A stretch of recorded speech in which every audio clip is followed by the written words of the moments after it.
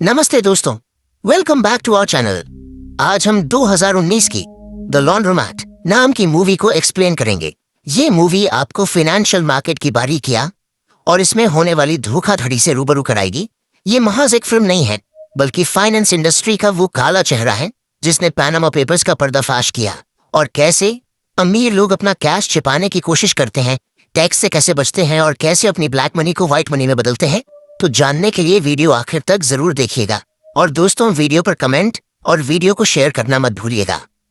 तो कहानी की शुरुआत में हम पैनामा पेपर्स स्कैम में शामिल पैनामानियन लॉ फर्म मोसैक फोनसेका को देखते हैं, जो एक अवैध फर्म थी जिसे चलाते थे जुर्गन मोसैक और रोमन फोनसेका, जिन्हें हम व्यूअर्स को अपनी कहानी सुनाते हुए देखते हैं। वह दोनों बताते हैं कि कैसे उन्होंने अमीरों की पैसों की हेर फेर करने के लिए सीक्रेट अकाउंट्स और कंपनीज एस्टैब्लिश की थीं। ये दोनों हमें 3 मुख्य कहानियों के जरिए बताने की कोशिश करते हैं कि कैसे ऑफशोर फाइनेंशियल सिस्टम ने दुनिया भर में फ्रॉड, करप्शन और मनी लॉन्ड्रिंग को बढ़ावा दिया। इसी के साथ द लॉन्ड्रोमैट की पहली कहानी दिखाई जाती है, जहां ऑफशोर इंश्योरेंस स्कैम का खुलासा करते हुए एक ऐसे सिस्टम को दिखाते हैं जो विक्टिम्स के प्रोटेक्शन के लिए नहीं, बल्कि जिम्मेदारियों से बचने के लिए बनाया गया है। इसके बाद हमें एक लेडी को दिखाया जाता है जिसका नाम है एलन मार्टिन, जो घोटाले करने वाली एक इंश्योरेंस कंपनी के चक्रव्यूह में बुरी तरह से फंस जाती है। ये जाल इतना बड़ा था कि एलन की पूरी दुनिया ही पलट जाती है। एलन और उसके हस्बैंड की इस बार 40वीं एनिवर्सरी थी, जिसे दोनों एक साथ खुशी खुशी सेलिब्रेट करते हैं और इस एनिवर्सरी को यादगार बनाने के लिए एक नाव में सैर करने का फैसला करते हैं। इसी फैसले पर अटल होकर दोनों एक नाव में जाकर बैठ जाते हैं जहां और भी लोग मौजूद थे। कुछ देर तक तो नाव का ये सफर बड़ा हसीन होता है, लेकिन फिर अचानक से पानी का बहाव तेज हो जाता है और ये नाव डिसबैलेंस होकर पानी की आगोश में समाने लगती है। इस एक्सीडेंट में एलन के हस्बैंड के साथ साथ 21 लोग मारे जाते हैं, जबकि एलन और कुछ लोग किस्मत से बच निकलते हैं। अपने हस्बैंड को खोने के बाद तो जैसे एलन की पूरी जिंदगी ही गम के समंदर में डूब जाती है। एलन ने एक इंश्योरेंस कराया हुआ था, इसलिए एलन शोरलाइन क्रूजेस के इंश्योरेंस कवरेज को समझने के लिए एक वकील से मिलने जाती है, जहां वकील उसे बताता है कि कंपनी के पास एक इंश्योरेंस पॉलिसी थी जिसे बाद में किसी दूसरी कंपनी के साथ रीइंश्योर्ड कर दिया गया, जिससे लायबिलिटी और रिस्क को कम किया जा सके। लॉयर उसे यह भी बताता है कि हम 7 अंकों का एक अमाउंट सेटलमेंट के रूप में मिलने की उम्मीद कर सकते हैं। इसी बीच दूसरी ओर उस डूबे हुए नाव का मालिक भी अपना इंश्योरेंस का दावा कर फाइनेंशियली हेल्प मांगता है। उन्हें लगता था कि उनका इंश्योरेंस मोनार्क इंश्योरेंस नाम की एक इंश्योरेंस कंपनी के पास है, जिसे पहले ग्लोबल प्रॉपर्टी ओनर्स एसोसिएशन के नाम से जाना जाता था। हालांकि मोनार्क का इंश्योरेंस एक दूसरी यूनाइटेड नाम की एक कंपनी ने किया था। अब नाव के मालिक को बताया जाता है कि जिस समय उसकी नाव डूबी उस समय उसका कोई लीगल इंश्योरेंस नहीं था। दरअसल मोनार्क, जो अब यूनाइटेड के अंडर काम कर रहे हैं, उनका कहना था कि इंश्योरेंस पॉलिसी एक्सीडेंट से पहले ही एक्सपायर्ड हो चुकी थी, जिसका मतलब है कि यूनाइटेड कंपनी अब इंश्योरेंस की जिम्मेदार नहीं है। ये पूरा सिस्टम ही इस तरह डिजाइन किया गया था ताकि फ्यूचर में आने वाली कोई भी लायबिलिटीज से बचा जा सके। खैर, अब इसी तरह का लॉस का सामना एलन को भी करना पड़ा। उसे पता चलता है मिस्टर बॉन कैंपर नाम के जिस शख्स ने उसे पॉलिसी बेची थी, वो सिर्फ यूनाइटेड री इंश्योरेंस ग्रुप का नॉमिनी डायरेक्टर था। इसलिए जब एलन वहां जाती है, एक चौंका देने वाली बात का खुलासा होता है। उसे पता चलता है कि ग्लोबल प्रॉपर्टी ओनर्स एसोसिएशन और मोनार्क असल में है ही नहीं, ये केवल फर्जी कंपनियां थी। उन्हें सिर्फ यकीन दिलाया गया था कि उनका इंश्योरेंस हुआ है, लेकिन असल में तो कभी कोई लीगल कवरेज था ही नहीं। उनके क्लेम्स को झूठा साबित करने के लिए मिस्टर बॉन कैंपर डॉक्यूमेंट्स को पिछली तारीखों से बदल देता है, जिससे ऐसा लगे कि दुर्घटनाओं से पहले ही पॉलिसीज एक्सपायर हो गई थी, ताकि किसी भी पीड़ित फैमिली को पैसे ना देना पड़े। इतना ही नहीं, बल्कि मोनार्क का रीइंश्योरेंस करने वाली यूनाइटेड कंपनी भी सिर्फ एक धोखा ही था। यह पूरा सेटअप ही धोखाधड़ी के लिए बनाया गया था। ऐसी फर्जी कंपनियां नेविस, पनामा और ब्रिटिश वर्जिन आइलैंड जैसे इलाकों में मौजूद थीं, लेकिन सिर्फ कागजातों में, क्योंकि असल में इनका कोई अस्तित्व था ही नहीं और ये रियल में एग्जिस्ट करती ही नहीं थी, बल्कि उनका कोई ऑफिस, एम्प्लॉइज कुछ भी नहीं था। ये लोग एक मेल एड्रेस और लीगल डॉक्यूमेंट्स की मदद से खुद को लीगल दिखाते थे। जबकि पूरा इंश्योरेंस स्कैम सिर्फ पैसे हड़पने के लिए बनाया गया था। और ये पैसा ह्यूस्टन से लेकर वेस्ट इंडीज, पैनामा और कुछ अज्ञात विदेशी बैंकों में पहुंच रहा था। और ये सिर्फ एक छोटा मोटा फ्रॉड नहीं, बल्कि इसमें बड़े बड़े लोग भी शामिल थे। अब इस स्कैम का ट्रिगर पॉइंट था रीइंश्योरेंस, जो रिस्क को डिस्ट्रीब्यूट करने के लिए बनाई गई एक चाल थी, जिसका इस्तेमाल हर कंपनी एक दूसरे पर इंश्योरेंस की जिम्मेदारी डालकर अपनी रिस्पॉन्सिबिलिटी को मिटाने और अपना पीछा छुड़ाने के लिए कर रही थी। ऐसे ही ये फर्जी कंपनियां अपनी जाल में लोगों को फंसा रही थी, और जब कोई दुर्घटना होती तो ये विक्टिम्स को कुछ भी नहीं देते। नेविस और पैनामा जैसे देशों में इन फर्जी कंपनियों के मालिकों को बचाने के लिए कुछ लॉज भी बना दी गई थी, जिनके अनुसार इन पर मुकदमा करना पॉसिबल ही नहीं था। यानी विक्टिम अपने हक की लड़ाई भी नहीं लड़ सकते थे।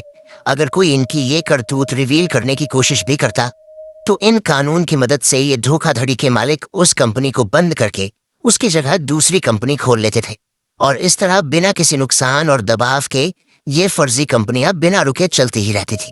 खैर, अब इस तरह एलन की इंसाफ की मांग के चलते ये खौफनाक सच बाहर आया, जिससे खुलासा हुआ कि इस धोखाधड़ी के सिस्टम को इस तरह से बनाया गया था कि सिर्फ टैक्स से बचने के लिए ही नहीं, बल्कि अमीर और पावरफुल लोगों के ब्लैक मनी को भी छिपाने के काम आ सके। अब इस सच को उजागर करने के कुछ समय बाद एलन एक शानदार सा पेंट हाउस खरीदने के बारे में सोचती है, और इसी सिलसिले में एक बड़ा सा पेंट हाउस को देखने भी जाती है। एलन ये पेंट हाउस इसलिए खरीदना चाहती थी क्योंकि यहाँ से वो जगह दिखती थी जहाँ एलन और उसका हस्बैंड मिला करते थे। लेकिन तभी एक लेडी आकर उसे बताती हैं कि ये यूनिट दोगुने दाम पर पहले से ही रशियन लोगों ने खरीद ली है, और रकम भी कैश के रूप में दे दी गई है। लेकिन ये प्रॉपर्टी उन लोगों के नाम से नहीं खरीदी गई थी, बल्कि रजिस्टर्ड नाम था न्यू सेंचुरी एंटरप्राइजेस, एक कंपनी जिसका कंट्रोल एक ट्रस्ट के पास था। ये ट्रस्ट एक फाइनेंशियल स्ट्रक्चर है जिसे एसेट्स को सेफ रखने के लिए बनाया गया था, लेकिन इसकी जो असल ओनरशिप थी उसे छुपा कर रखा गया था। इस ट्रस्ट और न्यू सेंचुरी एंटरप्राइजेस की डायरेक्टर एक लेडी थी जिसका नाम था माया बेल्ट्रान। लेकिन माया का किरदार भी काफी मिस्टीरियस और चौंका देने वाला था। इन दोनों कंपनियों के डायरेक्टर होने के साथ साथ उसको कई लिस्टेड कंपनीज का डायरेक्टर भी बनाया गया था, जो सभी पनामा में मौजूद एक लॉ फर्म मॉसक फोंसेका में रजिस्टर्ड थी। डॉक्यूमेंट्स में माया को एक पावरफुल विमेन के तौर पर दिखाया जाता था, जो 25,000 से ज्यादा कंपनियों को मैनेज करती थी, जबकि हकीकत ये थी कि माया मॉसक फोंसेका में एक मामूली सी कर्मचारी थी। बस इसका सिर्फ नाम विदेशी फर्म्स के पीछे छुपे मालिकों की पहचान छुपाने के लिए इस्तेमाल किया जा रहा था। लेकिन एक दिन माया की दर्दनाक तरीके से मौत हो जाती है, जिसके बाद मॉसक फोंसेका उसकी जगह एक नए डायरेक्टर को अपॉइंट कर लेता है। ऐसा करते ही एक झटके में 25,000 कंपनियों के डायरेक्टर बदल गए, क्योंकि यहाँ 25,000 फर्म्स को सिर्फ एक ही डायरेक्टर द्वारा मैनेज करना दिखाया जाता था। भले ही मिया का रोल कंपनीज में बड़ा था, लेकिन इससे ना तो कंपनीज पर कोई फर्क पड़ता है और ना ही कुछ बदलता है, क्योंकि शुरू से ही उनकी भूमिका वास्तविक नहीं थी।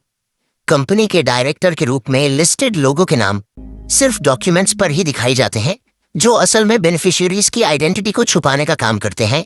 जब एक नॉमिनी डायरेक्टर की डेथ हो जाती है या फिर उसे हटा दिया जाता है, तो उसकी जगह दूसरे को दे दी जाती है, जिससे फाइनेंशियल फ्रॉड, जालसाजी और लोगों को लूटने का रिवाज बिना रुके चलता ही रहे। इधर इन्वेस्टिगेशन के चलते यूनाइटेड री इंश्योरेंस ग्रुप के डायरेक्टर मिस्टर बॉन कैंपर की सच्चाई सामने आ गई और उन्हें गिरफ्तार भी कर लिया गया। लेकिन उनके गिरफ्तार होने के बाद भी धोखाधड़ी का खेल बंद नहीं हुआ, बल्कि खुलेआम चलता रहा। मिस्टर बॉन कैंपर के पकड़े जाने पर डॉक्यूमेंट्स पर मौजूद उनके नाम हटाकर सभी कंपनियों में नए नॉमिनी डायरेक्टर का नाम डाल दिया जाता है जिनसे वो जुड़े हुए थे। इसी तरह उनसे जुड़े किसी भी निशान को मिटाकर सीक्रेसी को लगातार बनाए रखा जाता है।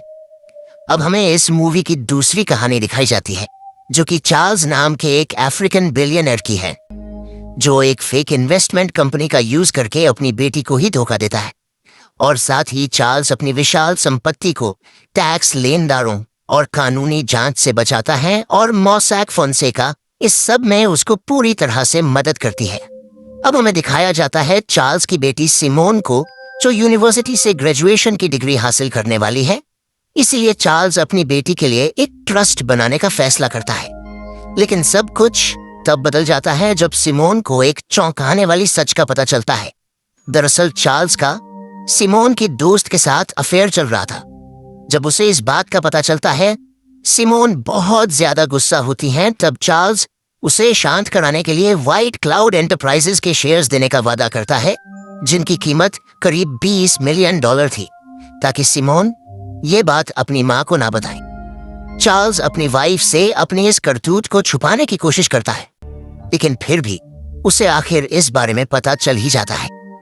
जब सिमोन शेयर्स पर क्लेम करती है, तब उसे पता चलता है कि व्हाइट क्लाउड एंटरप्राइजेस सिर्फ कागजों तक ही सीमित थी। मोसैक फोनसेका की दूसरी फर्म्स की तरह व्हाइट क्लाउड एंटरप्राइजेस भी एक शेल कंपनी से ज्यादा कुछ नहीं थी, और जिसे फाइनेंशियल फ्रॉड को छुपाने के लिए बनाया गया था। चार्ल्स को जब हेरा फेरी के लिए पैसों की जरूरत पड़ी, तो उसने कंपनी के अकाउंट्स को खाली कर दिया, जिससे व्हाइट क्लाउड की पहले जो वैल्यू $20 मिलियन थी, वो अब $37 रह जाती है, जिससे सिमोन के लिए व्हाइट क्लाउड में शेयर होल्डिंग सिर्फ नाम की ही रह जाती है, जिसका कोई मतलब नहीं था। व्हाइट क्लाउड एंटरप्राइजेस का जो कंट्रोल है, वो साइप्रस के जेट स्ट्रीम ट्रस्ट के पास है, जो कई कंपनियों को मैनेज करता है और इलीगल फर्म्स के जरिए एसेट्स को ट्रांसफर करने का काम करती है। सिमोन के पास अब बेकार डॉक्यूमेंट्स के अलावा और कुछ नहीं बचता। ये कहानी हमें बताती है कि किस तरह अमीर लोग पैसों के साथ हेरफेर करते हैं, न सिर्फ पैसों को छुपाने के लिए, बल्कि धोखाधड़ी, मनी लॉन्ड्रिंग और अपनी फैमिली तक को धोखा देने के लिए। खैर, अब हमें इस मूवी की तीसरी कहानी चाइना में दिखाई जाती है, जहां एक सू कैलाई नाम का एक रईस औरत मेवुड नाम के आदमी को मार देती है। ये कहानी इस बात को उजागर करती है कि किस तरह चाइना के पॉलिटिकल क्लास के लोग विदेशी फर्जी कंपनियों, गुप्त बैंक खातों और फाइनेंशियल इंटरमीडियरीज के जरिए मनी लॉन्ड्रिंग को अंजाम देते हैं और अपने पैसों को विदेशों में ले जाते हैं। अब हम देखते हैं मेवुड नाम के एक बंदे को, जो अमीर चाइनीज ऑफिसर्स के लिए फाइनेंशियल मिडलमैन के रूप में काम करता है और कॉम्प्लेक्स फाइनेंशियल स्ट्रक्चर की मदद से अमीर लोगों को मनी लॉन्ड्रिंग में मदद करता है। वो ब्रिटिश वर्जिन आइलैंड में रजिस्टर्ड कंपनी रसल प्रॉपर्टीज को सीक्रेट तरीके से पैसे ट्रांसफर करने में हेल्प करता है। अब मेवुड ऐसे ही पैसों के हेरफेर करने के लिए कुछ लोगों से मिलने जाता है, जिनमें हाई पोस्ट पर तैनात पॉलिटिशियन बो जिलाई की पत्नी एक्जू काइलाई से मुलाकात करता है। सू अपने हस्बैंड के साथ मिलकर काम करती हैं। दोनों पति पत्नी एक बड़े बिजनेसमैन चू मिंग के साथ एक डील करने का फैसला करते हैं। दरअसल चू मिंग चोंगचिंग में एक प्लास्टिक फैक्ट्री एस्टैब्लिश करना चाहता है और इस काम के लिए अच्छी रकम देने को भी तैयार है। क्योंकि बो सिलाई एक पॉलिटिशियन था, इसीलिए उसका अच्छा दबदबा था और उसी की मदद से चू मिंग अपनी कंपनी एस्टैब्लिश करना चाहता था, और इसके लिए वो बो सियाली को मुंह मांगी रकम देने को भी तैयार था। लेकिन उनके बीच तनाव तब बढ़ जाता है जब मेवुड अपनी सर्विस के लिए ज्यादा पेमेंट की डिमांड करता है और साथ ही चाइनीज ऑफिसर्स के सामने उसके सीक्रेट फाइनेंशियल ट्रांजैक्शन को रिवील करने की भी धमकी देता है। लेकिन जू मिंग अपनी और अपने पति एक्जू काइलाई की इमेज गिरते हुए नहीं देख सकती थी, इसलिए वो मेवुड के ड्रिंक में जहर मिलाकर उसे मौत की नींद सुला देते हैं। और यहीं से एक बड़ा पॉलिटिकल स्कैंडल का आगाज हुआ। एक्जू काइलाई ने फ्रॉड करके कमाए गए पैसों को छुपाने के लिए सीक्रेट ऑफशोर नेटवर्क का यूज करने का फैसला करता है, और मेवुड उनके काले धन को छुपाने और कंपनियां एस्टैब्लिश करने में उनकी मदद करता है। मोसैक फोनसेका की मदद से उसने फाइनेंशियल सीक्रेसी की कई लेयर्स बनाई, जिससे एक्जू काइलाई और उसकी फैमिली के इलीगल पैसों तक पहुंचना लगभग नामुमकिन सा हो गया। और लंबे समय तक इस फैमिली ने ब्लैक मनी से ऐश की जिंदगी जी। लेकिन जल्द ही इसका खुलासा हो गया और एक्जू काइलाई और शू मिंग को अरेस्ट कर लिया गया। ये कहानी करप्शन के अंधेरे राज को उजागर करती है कि किस तरह पॉलिटिक्स में बैठे पावरफुल लोग और विदेशी फाइनेंशियल नेटवर्क साथ मिलकर मनी लॉन्ड्रिंग, फाइनेंशियल ट्रेल्स और न्याय से बचने का काम करते हैं। लेकिन सोचने वाली बात यह है, आखिर इस फ्रॉड की शुरुआत हुई कैसे और किसने की? दरअसल इस सब की शुरुआत अमेरिका के डेलावेयर से हुई थी। 19वीं सदी की आखिर में डेलावेयर न्यूयॉर्क और न्यू जर्सी जैसे इंडस्ट्रियल एरियाज के सामने एक छोटा सा शहर था, जहां 1990 में सिर्फ 1,68,493 जितनी आबादी रहती थी। ज्यादा रिसोर्सेस ना होने के कारण ये शहर मुश्किल से सरवाइव कर रहा था। इसीलिए 1999 में डेलावेयर ने कॉरपोरेशन लॉ के रूप में एक शानदार कदम उठाया। ये कॉरपोरेट में बड़ा बदलाव था, जो था लो टैक्सेस, नो रेगुलेशन और मालिकों के लिए प्राइवेसी। कंपनियां एक शेयर होल्डर के साथ भी अपना कारोबार शुरू कर सकती थीं और रियल टैक्स देने के बजाय एक छोटा सा फ्रैंचाइज टैक्स देने से भी चल जाता था। 1913 में चांसरी कोर्ट ने इसमें एक और पॉइंट ऐड कर दिया, एक फ्रेंडली कोड जिसमें लोगों के साथ ज्यादा सख्ती नहीं बरती जाएगी। अब कुछ सालों बाद आया साल 2021, जब डेलावेयर में 1.6 मिलियन एक्टिव फर्म्स थी, जो डेलावेयर के 4,13,000 जितनी आबादी से भी कई गुना ज्यादा थी। वही 2020 तक तो वहां का रेवेन्यू 50% से ज्यादा डॉक्यूमेंट्स में नोट किया गया, जो इकोनॉमी में एक बड़ा उछाल था। डेलावेयर ने बिजनेस का इन्वेंट नहीं किया, बल्कि उसने इसे एक छुपे हुए प्रॉफिट कमाने वाली मशीन में जरूर तब्दील कर दिया। लेकिन जब डेलावेयर ऐसा कर सकता है, तो स्विट्जरलैंड, लक्समबर्ग, हांगकांग या ब्रिटिश वर्जिन आइलैंड्स क्यों नहीं कर सकता? इस तरह डेलावेयर से शुरुआत होकर ये पैटर्न अलग अलग देशों में भी पहुंच गया। इन देशों ने अपने अलग अलग वर्जन बनाए, जिससे सीक्रेसी और भी टाइट हो जाए, जबकि टैक्स सेक्शन और ज्यादा आसान हो गया। अगर आप सोच रहे हैं ये तो इलीगल है, तो आपको बता दूं, इसे पूरी तरह से लीगल करार दिया गया था। ये सिर्फ अलाउ नहीं किया गया, बल्कि ये अलग अलग देशों के कानून के अनुसार रीडिजाइन कर नियमों के अंदर रखा गया। लेकिन फिर धीरे धीरे टैक्स की चोरी, फंड्स की हेराफेरी के राज से पर्दे उठते चले गए और जालसाजी से भरे 11.5 मिलियन लीक डॉक्यूमेंट्स रिवील होते हैं। लेकिन सबसे ज्यादा हैरान किया पनामा पेपर्स ने। जब 2016 में इनकी करतूत सामने आई, तो पूरी दुनिया हैरान रह गई। आइसलैंड के प्रधानमंत्री ने बड़े पैमाने पर जब विरोध प्रदर्शन होते हुए देखा, तो उन्होंने भी इस्तीफा दे दिया, क्योंकि कहीं ना कहीं वो भी इस जालसाजी में फंसे हुए थे। इसी तरह पाकिस्तान के सुप्रीम कोर्ट ने नवाज शरीफ को छिपी हुई संपत्ति रखने का आरोपी बताया और व्लादिमीर पुतिन के करीबी साथियों के $2 बिलियन के इल्लीगल ट्रांजैक्शन का राज दुनिया के सामने लाया गया। इस तरह 69 देशों में 100 से ज्यादा जांच शुरू की गई।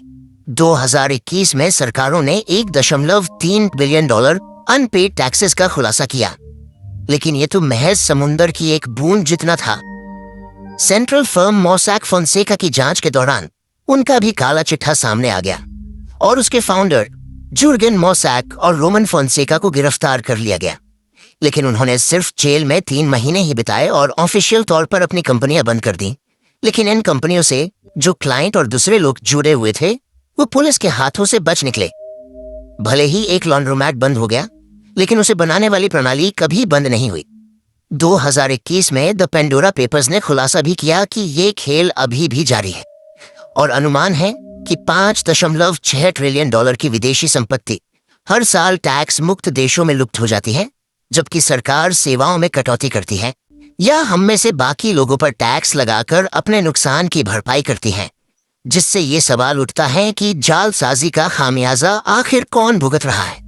हम जैसे आम लोग, क्योंकि अमीर लोग तो इस गंदे काम को जारी रखकर बहुत मुनाफा कमा रहे हैं। इसी के साथ हमारी आज की कहानी यहीं पर समाप्त होती है। जुड़े रहने के लिए धन्यवाद। अगर आपको वीडियो अच्छी लगी हो तो लाइक, शेयर और नए हैं तो सब्सक्राइब करना ना भूले। मिलते हैं अगली बार और एक रोमांचक कहानी के साथ।